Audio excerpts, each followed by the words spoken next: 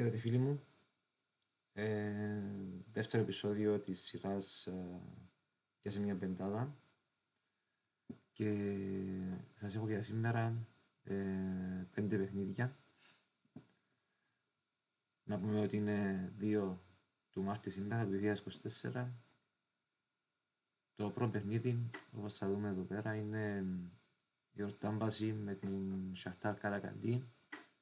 Το έχω παίξει άσον και over 2,5 σε απόδοση 2,50.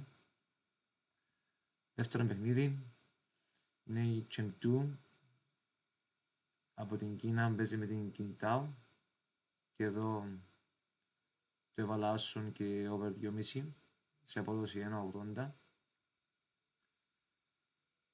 Μετά έχουμε το Ελσίνκι μαζί με την ΕΙΦ που το έχω παίξει over 3,5 goals σε απόδοση 2,50. Τέταρτο παιχνίδι είναι η Carl Zeiss E1 με τη Χέρτα Βερολίνου 2, το οποίο το έχω παίξει over 1,5 ημίχρονο σε απόδοση 2,50.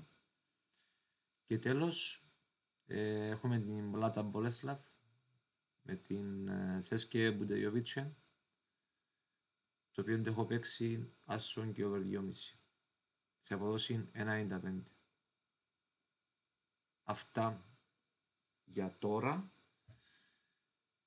και βλέπουμε αν θα ανοίξω κανένα live, δεν ξέρω σήμερα ή αύριο, θα δείξει, ή θα κάνω ξανά ένα βίντεο για άλλες ομάδες για πιο μετά. Like και subscribe αν σας άρεσε. Αυτά.